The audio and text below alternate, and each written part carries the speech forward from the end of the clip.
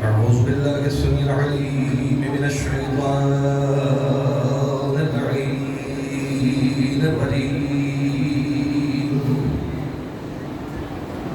بسم الله الرحمن الرحيم.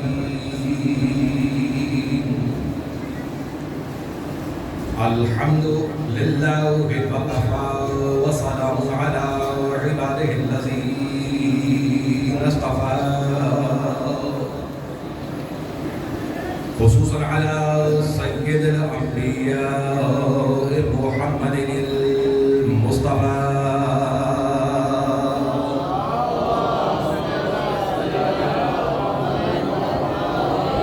المركب بالياسين والطه وعلى آله الطيبين الطاهرين المعصومين النجباء الشرفاء الذي نذهب الله عنهم الرجس وطهرهم تطهيرا.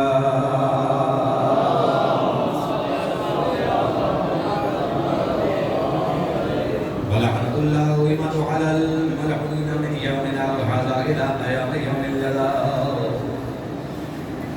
أما بعد، فقد قال الله سبحانه وتعالى في كتابه المبين: بسم الله الرحمن الرحيم. فاسألوا أهل الذكر إن كنتم لا تعلمون. صلوات الله.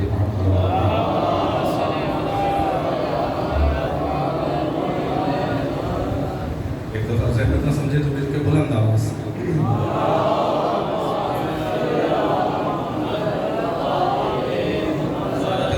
مومنین کرام، یقیناً بہت قلیل ہے اس وقت، چونکہ آپ لوگوں نے ابھی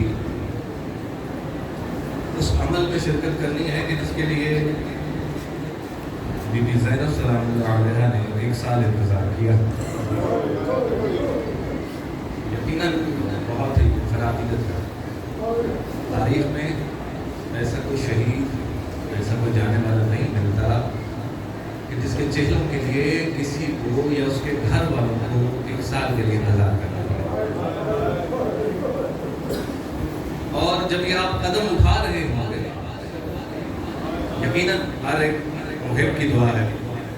میں بھی یہاں پر منبر پر کھڑے ہو کے دعا کرتا ہوں کہ انہیں ہستیوں کا صدقہ کہ جن کے دل میں یہ خواہش ہے وہ ضرور اس روزے پر جا کر حاضر ہوں گے.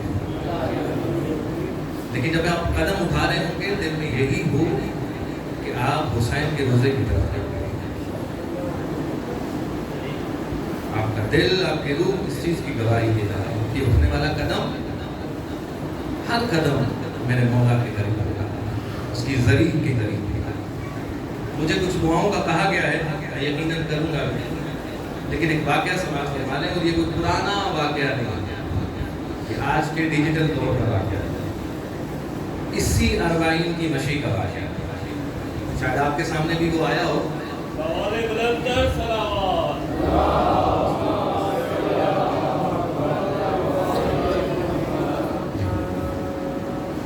ایک نوجوان ہے جو مشین کا سفر کر رہا ہے. یہ بات ہے 2018 کی، اور اس کے ساتھ ایک خاتون ہے. تو جیسے لوگ ملتے ہیں تو وہیں کھڑے ہوئے سلام ہوا کے بعد اس خاتون نے، جیسے انسان کی عقیدت و محبت ہوتی ہے، اس سے کہا کہ تمہیں پتہ ہے کہ اس مشی کا کہ آپ یہاں چلتے ہوئے کوئی بھی دعا کریں وہ قبول ہوتی. وہ شاید نوجوان میرے جیسا تھا کہ ٹھیک ہے، آپ نے عقیدت اور محبت میں یہ جملہ کہہ دیا، لیکن ایسا ہوتا کہاں؟ ہر دعا تھوڑی ہوتی ہے قبول ہونے کی. تو کہتا پھر بھی یہ وہ نوجوان خود بتا رہا ہے، اور اس مشی کا وہ کہتے ہیں میں نے دل میں سوچا کہ اچھا اگر ایسا ہے تو چلو دیکھتے. تو اس نوجوان نے یہ دعا کی کہ اگر یہاں پر دعائیں قبول ہوتی ہیں تو پھر ایسا ہو کہ میرا ایڈمیشن جو ہے، میرا داخلہ جو ہے دنیا کے سب سے بہترین یونیورسٹی ہارورڈ میں ہو جائے. دنیا کی ایک بہت بڑی درس گاہ کا نام ہے، امریکہ کے اندر ہے. बाकायदा 2018 की बात थी, मैं भूल गया। खैर वापस आया, जो पाकिस्तान की डिग्री थी उसको मुकम्मल किया, और उसके बाद मैंने इंटरनेशनल जितनी भी बड़ी बड़ी यूनिवर्सिटीज़ थी उसके अंदर अप्लाई करना शुरू कर दिया, जिसमें इंग्लैंड की भी है, ऑस्ट्रेलिया की भी है और अमेरिका की भी चल गया। तो खैर कहता वक्त गुजरता गया, लेकिन रिजेक्शन होती है। कहता फिर मैंने अमेरिका की यूनिवर्सिटीज़ किया, वहाँ पर किया, वहाँ से कैलिफोर्निया की यूनिवर्सिटी से मुझे एक्सेप्टेंस लेवल आ गया, उनकी ईमेल आ गई। कहते एकदम मेरे जहन में आया कि क्यों ना बैठे हैं तो चलो हार्वर्ड में भी ट्राई करते हैं। और उस वक्त मेरे जहन में नहीं, मैं भूल चुका हूँ इस बात को कि मैंने वहाँ पर मशीन में चलते हुए ये ख्याल किया था कि भला होती है, तो मैंने ऐसे ही कह दिया था कि हार्वर्ड में मेरा एडमिशन हो जाए। तो कहता है कि मैंने लैपटॉप खोला और हार्वर्ड यूनिवर्सिटी में भी अप्लाई कर दिया। ये कहने के बाद उस शख्स की आंखों में आंसू, कहता मैं नहीं जानता किस क्राइटेरिया पर, किन बेसिस के ऊपर कुछ वक्त गुजरा कि मुझे एक हार्वर्ड यूनिवर्सिटी की तरफ से ईमेल वसूल होती है कि आपका दाखिला हो गया है। मैं एक बड़ी छोटी सी मिसाल दे रहा हूँ, बड़ी छोटी सी मिसाल। ये कदम जो आप उठा रहे हैं और हकीकतन अगर आप रूह से दिल से लब्बैक हुसैना कहकर उठा रहे हैं तो दिल में जो भी होगा, इतनी करीम हस्तियां हैं कि ये एक लम्हा नहीं लगाती, आपकी दुआओं को दर्जाए कबूलियत तक पहुंचा देती। लेकिन दुआ बहुत सोच समझ के हमारे खत के साथ जिन्होंने मेरे जिम्मे लगाई है, मैं दुआ को उनके मालिक उनकी दुआओं को अपनी बारगाह में कबूल करें। मिलके दुआ कीजिएगा इन हस्तियों की आज रिहाई हुई है या कुछ दिन पहले हो गई है, उस रिहाई का वास्ता, उस रिहाई का सदका मालिक भाई हसीब के लिए भी रिहाई के असबाब पैदा करें। ठीक है, जितने भी मोमिन आदमी बेजो मसीह है मालिक के सबको रिहाई करें। तो कहने का मकसद ये है कि ये सफ़र, इसको आमना समझिएगा, ये कदम जो उठ रहे हैं इसको आमना समझिएगा। आप बहुत बड़ी हस्ती से मुतमस्सिक होने के बाद, जुड़ने के बाद इन कदमों को उठा रहे हैं। एक एक कदम आपका इबादत में होगा, एक एक सांस आपकी इबादत में होगी, आपके आंसू वो भी इबादत में शुमार है, आप पर सीने पे पड़ने वाला हाथ आपका वो भी इबादत करना। बहरहाल मैं बहुत ही मुख्तसर करूँ और कल के बयान से अपने आप को मुत्तसिल करके जो आयत मैंने कल आपके सामने, यकीनन नई चीज़ें भी मौजूद हैं। कुरान की एक आयत है, फस्अलू अहला ज़िक्र इन कुंतुम ला तालमून, तुम सवाल करो अहले ज़िक्र से अगर तुम नहीं जानते। ये बातें आपके ज़हनों में होंगी। कल तक हम यहाँ पर पहुँचे थे कि ज़िक्र से मुराद क्या है। अहले ज़िक्र तो वो है जो ज़िक्र करने वाला है।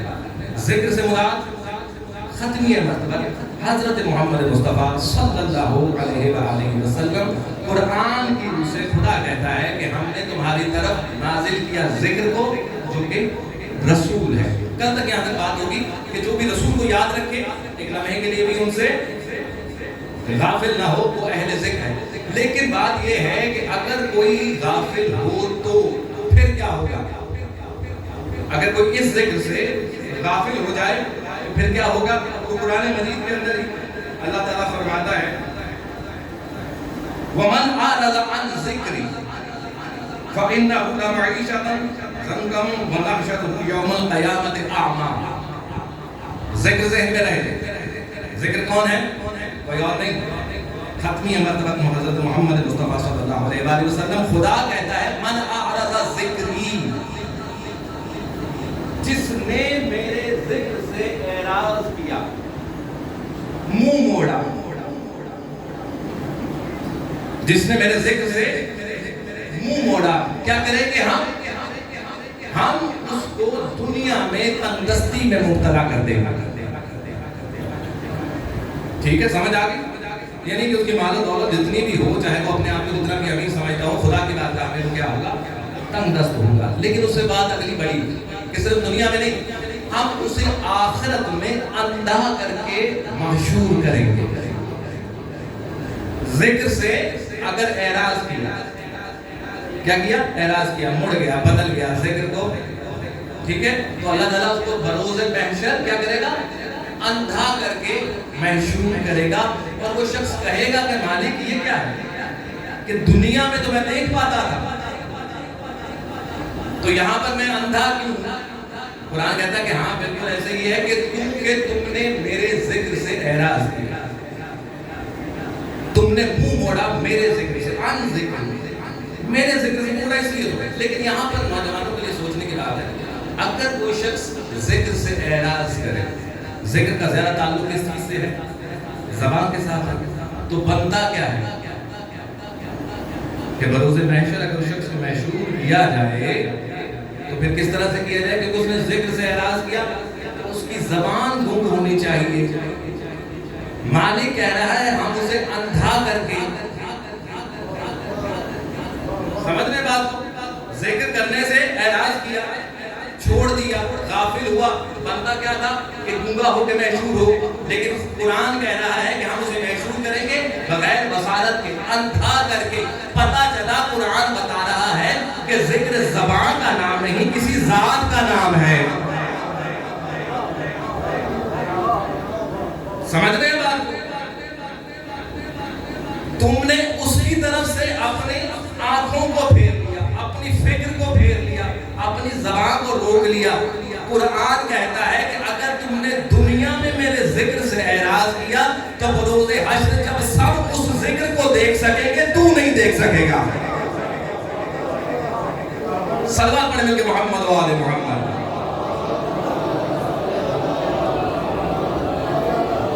تو ذکر زبان سے ادا کرنے والی چیز نہیں، دیکھنے والی چیز. دوسری چیز جو بہت اہم ہے کہ کیوں بار بار تذکرہ کر رہے ہیں ذکر کے ساتھ جڑے، اہل ذکر کے ساتھ جڑے، ذکر کے ساتھ جڑے، اہل ذکر کے ساتھ جڑے. قرآن میں ہی ایک جگہ خداوند خدا سورہ کہف کے اندر ہمارا ہے بسم اللہ الرحمن الرحیم.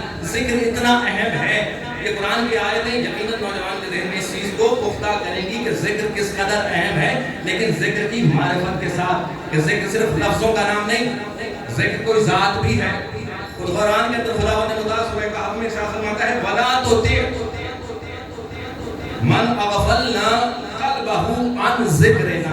سورہ کہف دوبارہ سماعت کرنا ہے وَلَا تُطِعْ مَنْ أَغْفَلْنَا قَلْبَهُ عَنْ ذِكْرِنَا. دیکھو جس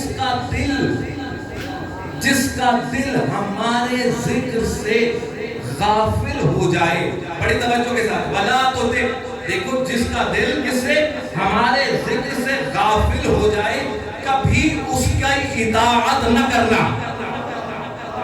وَلَا تُطِعْ، کبھی اطاعت نہ کرنا کس کی؟ کہ جس کا قلب ہمارے ذکر سے غافل ہو جائے، جس کا دل ہمارے ذکر سے غافل ہو جائے اس کی اطاعت نہ کرنا. اگر عقیدہ ہے کہ محمد مصطفیٰ ذکر ہیں تو پھر بعد از محمد صرف اس کی اطاعت کی جائے گی کہ جو ایک لمحے کے لیے بھی رسول رسول سے نہ ہٹا.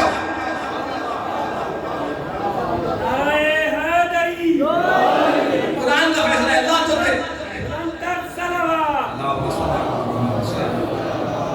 سمجھ رہے ہیں بات. وَلَا تُطِعْ، ذکر اتنا اہم ہے. صرف یہ نہیں کہا کہ محشور کریں گے تو اندھا کر کے، نہیں، دنیا میں بھی بتایا. دیکھو ذکر اگر غفلت ہے تو کسی بھی لمحے تم نے اطاعت نہیں کرنی. اس کا الٹ کیا ہوا کہ اطاعت ہے ہی اسی کی، اطاعت ہے ہی اسی کی کہ جو ہر وقت محو ذکر ہے یا اہل ذکر ہے. اطاعت ہوگی رسول کے بات تو کس کی؟ اب سمجھ آ گئی کہ رسول ذکر، کلام خدا ذکر، اللہ بھی ذکر، یہ تینوں چیزیں حق ہیں. لیکن یہاں پر میں یہ ثابت کر رہا ہوں کہ اللہ قرآن میں فرما رہا ہے کہ رسول ذکر ہے، رسول ذکر ہے. جس نے رسول کے ذکر سے، جس نے ذات رسول سے انحراف کیا، منہ موڑا، غفلت کی، بروز حشر کیا ہوگا؟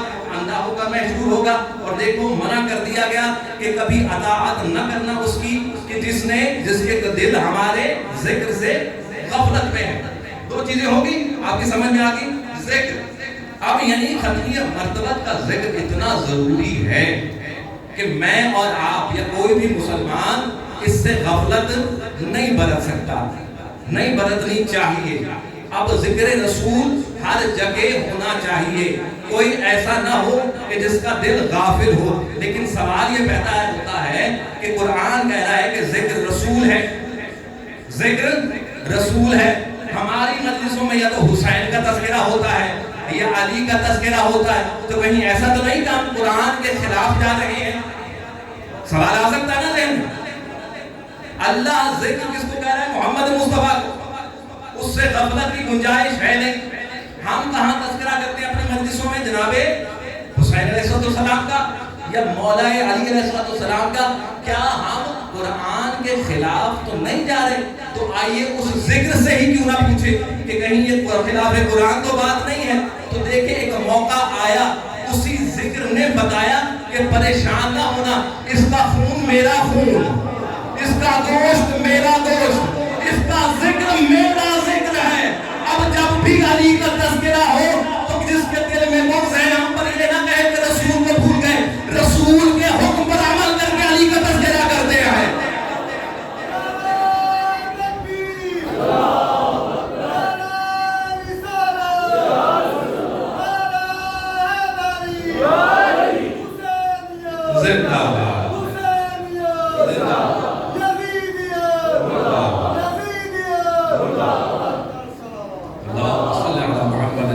سمجھ آگی بات کی؟ اب آئی آپ ذہن میں حدیث ذکر علی عبادہ، علی کا ذکر عبادت ہے. یہ کون فرما رہا ہے؟ وہی جس کو خود قرآن ذکر کہہ رہا ہے، جس کو قرآن ذکر کہہ رہا ہے. اگر وہ کسی کے ذکر کو عبادت بنائے تو لڑائی تو نہیں ہونی چاہیے نا، تو تعمیل ہونی چاہیے. اور کیوں نہ ہو کہ جہاں پر حضرت ابو بکر جیسی شخصیت، اور روایت خود قائم کرتی ہیں ان کی بیٹی جناب عائشہ رضی اللہ تعالی عنہا گھر میں بیٹھے ہیں اور سوال کرتی ہیں کہ بابا کیا ہے کہ آپ ہر وقت یا تو علی کے چہرے کو دیکھتے رہتے ہیں یا علی کی ہی بات کرتے ہیں؟ تو کہتے ہیں کہ میں کیوں نہ کروں، میں نے خود رسول سے سنا ہے، میں نے خود رسول سے سنا ہے کہ علی کے چہرے کو دیکھنا عبادت، علی کا ذکر کرنا عبادت. صحابہ میں یہ بات عام تھی. یہ ذکر اس لیے ضروری ہے، محمد مصطفیٰ کا ذکر ہونا چاہیے، لیکن علی کے ذکر کے اندر یہ ایک خاصیت ہے. صحابہ کہتے ہیں کہ جب ہم نے یہ دیکھنا ہوتا تھا کہ ہمارا دوست کون ہے، دشمن کون ہے، مومن کون ہے، منافق کون ہے، ہم علی کے فضائل کا تذکرہ شروع کر دیتے تھے. اگر چہرہ کھلتا تھا تو پہچان لیتے تھے کہ مومن ہے، اگر چہرے پر بال آ جائے تو پتہ چلتا تھا منافق ہے.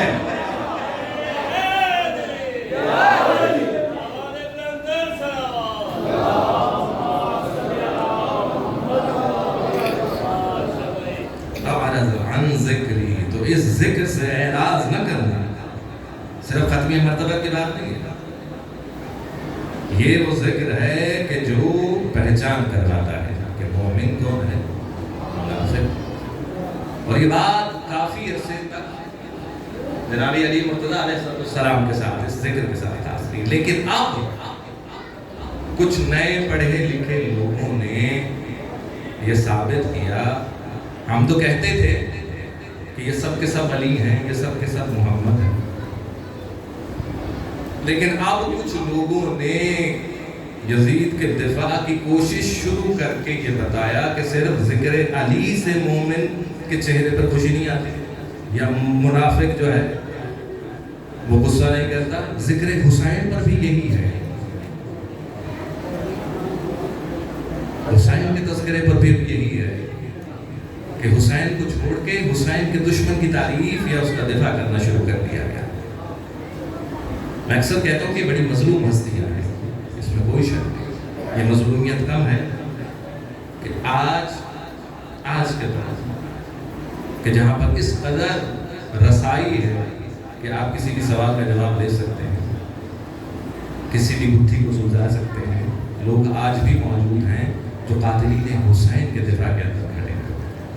تو سر شکر نہیں ادا کرنا چاہیے مالک کا کہ اسی ذکر کے بدولت ہمیں اس گھرانے سے بھی متمسک رکھا، ان ہستیوں کے ساتھ بھی متمسک رکھا. ہمیں بھٹکنے نہیں دیتا یہ ذکر، کیونکہ ہم اعراض نہیں کرتے، ہم منہ نہیں موڑتے اس ذکر سے.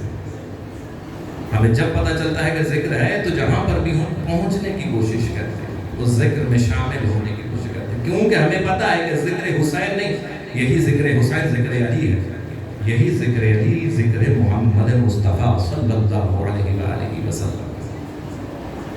عزیزانو، آپ غصہ دینے کے لیے آئے ہیں، یقیناً آج کا دن عاشور سے کم نہیں ہوگا ہر مومن کے لیے اور خود عالیہ تہار کے لیے۔ بس میں آپ کی زحمتوں کو بھی تمام کروں، بہت ممنون ہوں آپ کی سماعت کا۔ حسین جیسی شخصیت، میں نے ایک جگہ عرض کیا تھا، لوگ زیادہ بیٹھے ہیں، نوجوان زیادہ بیٹھے ہیں، آپ بھی دوبارہ اس کو تکرار کی عادت، لیکن کچھ چیزیں ہیں کہ جن کی تکرار ہوتی رہنی چاہیے۔ حسین جس کا آج چہرہ ہے، آپ سنتے رہتے ہیں محمد مصطفیٰ صلی اللہ علیہ وآلہ وسلم کس قدر محبت کرتے ہیں حسین کو۔ یہ حسین موجود ہے، میرا اور آپ کا رسول بستر عدالت پر ہے، بیماری کی حالت میں، شدت اس قدر زیادہ ہے کہ آنکھیں بند ہیں۔ صرف یہ سمجھیے گا کہ حسین کا مرتبہ کیا ہے میرے اور آپ کے رسول کی رضا۔ سیدنا سلام اللہ علیہ پاس ہیں، ایک مرتبہ آواز دیتے ہیں، فاطمہ میرا حبیب کہاں ہے؟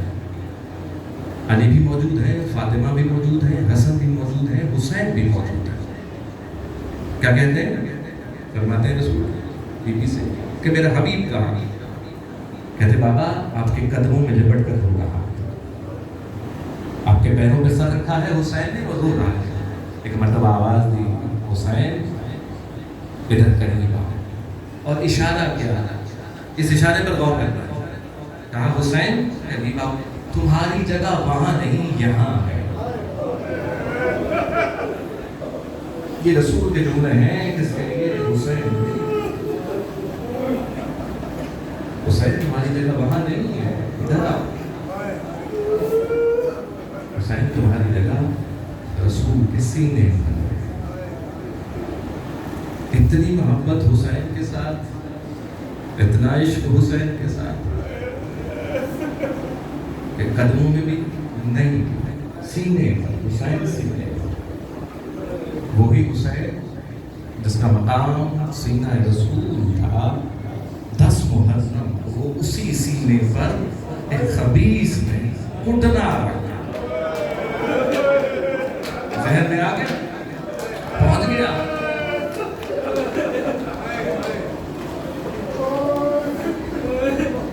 یہ غربت ہے میرے مولا، یہ مقام تھا حسین کا اور امت نے کیا صدا دیا۔ اللہ اکبر، اجرکم اللہ، مولا آپ کے رسول کو قبول کرے، بس زحمت زیادہ نہیں دے۔ عاشور گزرا، حرم قید ہوئے، سفر شروع ہوا، اللہ جانے بی بی نے یہ سفر کیسے کیا، وہ بیویاں جانتی ہیں۔ بس میں آپ کو تھوڑا سا اشارہ دوں کہ جب رہائی ہوئی نا اور پوچھا گیا سید سجاد سے کہ سجاد رہائی ہو گئی ہے، بتاؤ محمل کتنے چاہیے؟ 35 سے 45 محمل تھے جب آئے تھے۔ اب یہ سفر ہے سارا، کربلا تک پہنچنے تک 35 یا 45 محمل ہے۔ کربلا سے شام تک، شام کے زندان سے رہائی پر جب پوچھا نا سجاد کتنے محمل چاہیے، کہتے پہلے تو اتنے تھے، اب اگر 5 بھی مل جائیں تو بہت ہے۔ یہ ہے سیلابیوں کا سفر، یہ ہے بیویوں کا سفر، سمجھ آئیے؟ اتنے محمل اور کتنے رہ گئے، 5 یا 7 محمل۔ اجرکم اللہ، مولا سنائے گا میں شبیر کسی اور غم میں نہ ڈالائے۔ چہلم سننے آئے ہیں آپ لوگ؟ اچھا، بلایا یزید نے سید سجاد کو دربار، حکم ہوا، پہنچا میرا مولا دربار یزید، بٹھایا گیا، نشست دی سید سجاد۔ کیا آپ نے سن لیا جملہ کہ نشست دی سید سجاد تو سجاد بیٹھ گیا؟ یہ دربار جانتے ہیں کون سا دربار ہے؟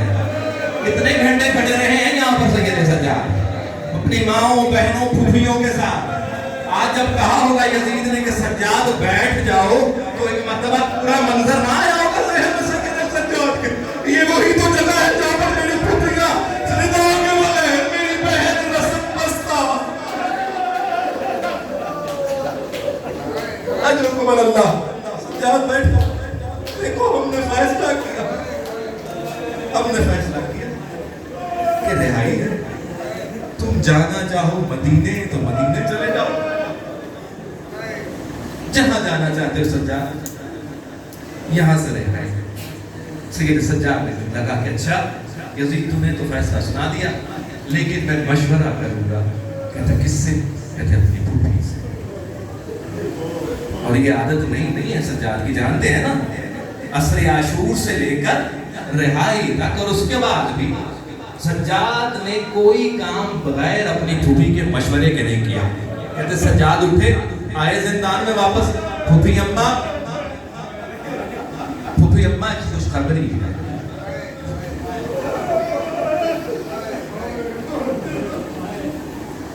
دیکھیں جس کے اتنے مارے گئے ہو نا اگر اس کو کہا جائے کہ تو خوشخبری ہے تو اس کا لگتا ہے کہ جو چلا گیا تھا وہ کہیں نہ کہیں سے واپس آ گیا جب سیدنا سجاد نے کہا ہوگا کہ خوشخبری ہو سکتا ہے زینب کے دل میں آئے میرا بھائی حسین میرا علی اکبر میرا پردے کا محافظ عباس واپس آ گیا ایک فتویٰ کہا کہ کچھ سجاد کیا کہتا حاکم کہتا ہے کہ رہائی دی اچھا دیکھو سجاد ٹھیک ہے لیکن اس سے کہو کہ کچھ شرطیں ہیں ہماری وہ شرطیں مانے اور پھر جی پھوپھی اماں کیا شرطیں کہتے ایک تو یہ کہ ہمیں ایک ایسا گھر دیا جائے کہ جہاں پردے کا انتظام ہو وہاں کوئی اجنبی نہ ہو پھوپھی اماں کسی بیٹا سجاد میں حسین تو کھل کے روئی نہیں ہوا بیٹا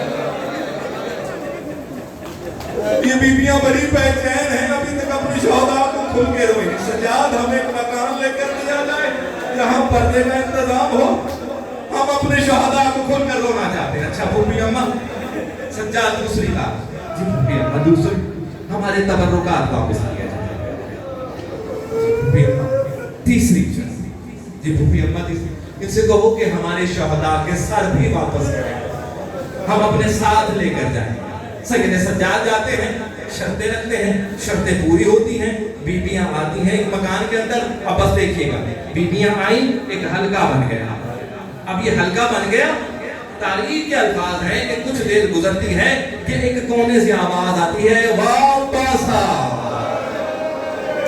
بیبیاں سر کو پیٹنا شروع کرتی ہیں بیبیاں غش کھا کھا کے کوئی مصائب کا جملہ نہیں پڑھتے کبھی کہیں سے آواز آتی واؤ محمد بیبیوں کی مقابلت ہوتی ہے کہیں سے آواز آتی ہائے میرا علی اصغر کونا بابا ہوتا ہے ہائے میرے قاسم اور میرے علی اکبر آوازیں آتی جاتی ہے بیبیوں کی چیخیں بلند ہوتی جاتی ہیں کبھی کوئی بیبی غش کر کے گرتی ہے کبھی کوئی زینب سب کو سنبھالتی بھی جا رہی ہے ایک مرتبہ پرسہ دیا اپنے شہداء کو اب دوسرا مرحلہ آیا کہتے کہ ردائیں آنے شروع ہوئی تبرکات جو آئے اب ردائیں بھی تھی کہتے ردائیں لا کر جناب زینب کبریٰ کے سامنے رکھی گئی اب بی بی کو ایک ردا اٹھاتی ہیں دیکھتی ہیں ام کلثوم یہ تمہاری چاہ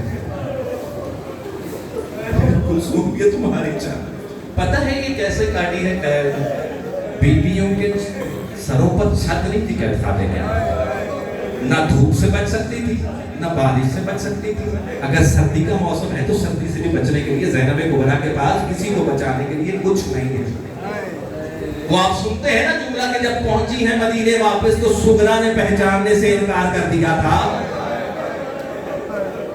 یہ سختیاں جو جھیل کے گئی ہیں زندان کی رنگ بدل گئے بیبیوں کے اللہ اکبر رنگ بدل گئے بیبیوں کے کہتے چادریں ام کلثوم تمہاری ام رباب یہ تمہاری چادر ام لیلا ایک بیوی کا نام دیتی جاتی ہیں اور چادر دیتی ہیں کہتے ایک مرتبہ دیکھتے ہیں کہ ایک چھوٹی سی چادر ہے بس اس چھوٹی سی چادر پتنے کا آ رہی تھی زینب کبریٰ ایک مرتبہ کہیں بلند ہوئے سب کے ایک مرتبہ باپ کی طرف لے کے کہتی ہے رباب تیری بیٹی کی چادر آ گئی. اللہ جانے رباب نے جملہ کیسے سن. ایک مرتبہ چادر کو سینے سے لگایا, سکینہ سکینہ دیکھو چادر آ گئی. تم کہتی تھی نا میرے بال چھوٹے ہیں, باقی بیویوں کے بال بڑے, میں اپنا چہرہ چھو, دیکھو سکینہ چادر آ گئی. اجرکم اللہ, اجرکم اللہ. بس بتا دو, مختصر کرو. تیسری شرط پوری ہو رہی ہے, تیسری شرط پوری ہو رہی ہے. سر آنے شروع ہوئے. تاریخ کہتی ہے جو سب سے پہلا سر آیا وہ کسی تشت میں نہیں آیا. سب سے پہلا سر وہ ایک غلاف میں آیا کہ اس طرح سے اٹھایا ہوا تھا. وہ جب لا کے رکھا گیا, تشت میں نہیں ہے, غلاف میں لایا گیا, ایک تھیلے میں لا کر رکھ دیا گیا. اب جیسے ہی وہ ہٹایا اور دیکھا, بس اس بین سے آپ کو پتہ لگ جائے گا کہ سر تھا کس کا. کہتے بیویوں کی نظر جیسے ہی اس سر پر پڑی, واہ حجابہ, وہ ہمارے پردوں کے محافظ عباس, ردائیں مل گئی ہیں, عباس چادریں مل گئی ہیں, تیرے آسرے پر آیا دینا, ہم تجھ سے راضی ہیں عباس. عباس اس لیے تشت میں سر نہیں آیا کہ عباس نے پورا سفر حسین نے نیزے کی انی پر کیا, لیکن عباس کا سر نیزے کی انی پر ٹکتا نہیں تھا. جب بھی اشکیا دکھاتے تھے عباس نیچے گر جاتے تھے. عباس کا سر جب پوچھنا کہ ایسا کیوں ہوتا ہے, کہتے تم نہیں جانتے کہ یہ غیرتوں کا خدا ہے. عباس کی غیرت اجازت نہیں دیتی کہ جب نیزے پر بلند ہو اس کی نگاہیں اپنی بہنوں, اپنی پھوپھیوں, بیٹیوں کے ننگے سر پر پڑے. اس لیے عباس کا سر نہیں. کہتے سر آنے شروع ہوئے, ایک ایک سر آتا جاتا ہے. علی اکبر کا سر آیا, اس میں مختصر قاسم کا سر آیا, اور محمد کے سر آیا. ایک مرتبہ حسین کا سر بھی آیا. لیکن عزاداروں, ان سب سروں میں ایک چھوٹا سا سر بھی تھا. ایک چھوٹا سا سر آیا, رباب کش کھا کر گری. زینب قریب گئی, دیکھ علی اصغر کا سر سلامت رہے سوائے میں اجرکم اللہ. بس مختصر کرو. کہتے ایک مرتبہ کہا سکے سجاد نے, پھوپھی اماں محمل تیار ہے. اللہ اکبر, یہ جملہ زینب نے پتہ نہیں کیسے سنا. ایک مرتبہ دیکھ کر سجاد کو کہتی ہے, سجاد یہ محمل تو مدینے میں ہوا کرتے تھے, یہ تو وہی محمل ملا کرتے تھے. کہتے ایک مرتبہ سب بیویوں کو لے جایا گیا. بیوی محمل تیار ہے, بیویوں کو سوار کر دو. اب سب بیویاں جا رہی ہیں. ایک مرتبہ جناب زینب کبریٰ مڑ کر دیکھتی ہیں اور سید سجاد کی طرف رخ کر کے کہتی ہیں, سجاد مجھے رباب نظر نہیں آ رہا. سب بیویاں تو آ گئی ہیں, مجھے رباب نہیں مل رہی. یہاں شام میں تو رباب کو کوئی جاننے والا بھی نہیں ہے, یہ رباب کہاں چلی گئی. سید سجاد کہتے بھوپھی اماں گھبرائے نہیں, مجھے پتا ہے کہ اماں کہاں گئی, آپ میرے ساتھ ہیں. اب سجاد آگے آگے, زینب کبریٰ پیچھے پیچھے. ایک مرتبہ دوبارہ زندان میں آئے, زندان کے اس تاریک گوشے میں گئے کہ جہاں پر ایک چھوٹی سی قبر ہے. زینب کیا دیکھتی ہے کہ جیسے کوئی ماں اپنے بچی کو آغوش میں لیتا ہے. بی رباب نے اس طرح سکینہ سے سکینہ کی قبر کو لگایا ہوا اور ایک جملہ کہہ رہی ہے, سکینہ تو پوچھتی تھی نہیں یہ پرندے شام کو کہاں جاتے ہیں, میں بتاتی تھی تجھے کہ سکینہ یہ اپنے گھروں میں جاتے ہیں. تو سوال کرتی تھی کہ ابا ہم گھر کب جائیں گے. سکینہ میرے ساتھ رہائی مل گئی ہے, چلو گھر چلو. ایک مرتبہ زینب نے اٹھایا رباب کو, رباب آؤ چلتے. کہتی بیوی ایک مرتبہ شام کی عورتوں کو بلائیے. اب جملے آخری ہے, بیوی ایک مرتبہ شام کی عورتوں کو بلایا گیا, شام کی عورتوں کو. جس طرح حسین نے بتایا تھا نا بنی اسد کے قبیلے کے لوگوں کو, اسی طرح رباب نے کہا کہ شام کی عورتیں جمع ہوئی. جب اکٹھی ہوگی کہتی رباب تم سے کچھ کہنا چاہتی ہے. عزاداروں بس یہ جملہ یہ کچھ کہنا چاہتے ہیں. بی بی بتائیں کیا بات ہے. دیکھو ہم یہ نہیں کہتے कि तुम सारा दिन इस कैद खाने के कोने में रहना, लेकिन देखो जैसे ही शाम होने लगे ना, हम एक एहसान करना कि कोई दिया, कोई चिराग जलाकर कैद खाने के इस कोने में रख देना। ये 4 साल बच्ची जो है ना, ये अंधेरे से बहुत डरती है। देखो हम सब तो चले जाएंगे, ये यहाँ के लिए है, कहीं अंधेरे में सकीना डर लगा। बस ज़्यादा को चल पड़ा काफिला। बशीर ने बहुत पूछा, बोला मदीने या करबला? सैयद सज्जाद कहते हैं फूफी अम्मा की आवाज आई, करबला चले। काफिला चल पड़ा, काफिला चल पड़ा। वहां पर रसूल का नाबीना सहाबी मौजूद है, जो पहला मजावर है हुसैन की तुरबत का, ये वहां पर मौजूद है अतिया के साथ, अपने गुलाम के साथ। कहते कि एक मर्तबा जब वो ज़ियारत कर रहा है वहां पर, और कहता अतिया कहता है कि मैं कुछ दूर खड़ा हूं, मैं कुछ दूर खड़ा हूं, और मैं देख रहा हूं कि इस तरह जैसे कोई बात करता है, अपने आप को कब्र पर जाबिर इब्न अब्दुल्लाह अंसारी में झुकाया हुआ है, और ऐसे लगता है जैसे वो कब्र वाले से कोई बात करते हैं और उनसे कोई जवाब आता है। कहते मैं काफी देर ये देखता रहा, अब्दुल्ला अंसारी बार बार लिपटता है कब्र पर हुसैन की, कभी सर टकराता है, कभी मातम करता है, नाबीना है, खुशबू आ रही है, नारा है। कहता है कि मर्तबा क्या हुआ, मैं देख रहा हूँ कि जैसे कोई बात, एक मर्तबा ऐसा हुआ कि पता नहीं कान लगाया अब्दुल्ला अंसारी ने, क्या आवाज आई, तड़प कर पीछे हटे और फौरन आवाज दी, अदिया मुझे यहाँ से लेकर जाओ, अदिया मुझे यहाँ से लेके जाओ। कहते मैं भाग कर गया, उठाया, कुछ करीब किया कि खैरियत, अभी तो आप कान लगाकर गले लगाकर बातें कर रहे थे, ये क्या हुआ कि आप एकदम कब्र से पीछे। कहते हुसैन ने कहा है कि कब्र को छोड़ दे, मेरी बहन आ रही है। अब्दुल्ला अंसारी मेरी कब्र से पीछे हट जाओ, मेरी बहन ज़ैनब आ रही है। कहते मैंने कुछ दूर देखा, कुछ महमल आ रहे हैं। कहते इनमें कौन कौन, कोई मर्द भी है? कहते हाँ एक मर्द है, लेकिन बड़ा लागर है, बुजुर्ग लगता है, कमर झुकी हुई है उस मर्द की। कहते कि कुछ साथ में महमल है। कहते जैसे जैसे महमल करीब आते गए, सईद सज्जाद जैसे करीब आए ना, अब अब्दुल्ला अंसारी ने सलाम किया कि अपने जद के सहाबी का सलाम लो। उधर से जवाब मिला, लेकिन जुमला जो मैंने कहना है, अज़ादारों कहते हैं कि जैसे ही नाके करीब आए ना, बीबियों ने नाकों के रुकने का इंतजार नहीं किया, इतना इंतजार नहीं किया, रुके तो कब्र हुसैन पर। ज़ैनब ने अपने आप को चलते नाके से जमीन पर उतारा, गिरा दिया, जिस तरह अली अकबर की लाश पर हुसैन गया। तारीख कहते ज़ैनब इस तरह कोहनियों के बल पहुंची कब्र हुसैन पर, एक जुमला कहती है, हुसैन माफ करना, तुम सकीना को मेरे हवाले करके गए थे। हुसैन में सकीना को जिंदाल, हुसैन में ज़ैनब नहीं भूली, मैं नहीं भूली, तुमने कहा था मुझे नवाज़े शब में याद रखना, ज़ैनब ने याद रखा। हुसैन ज़ैनब नहीं भूली, जब ज़ुलझना खाली वापस आया, उसी सकीना ने ज़ुलझना के गले में बाजू डालकर यही कहा था मेरा बाबा कहाँ चला है। सकीना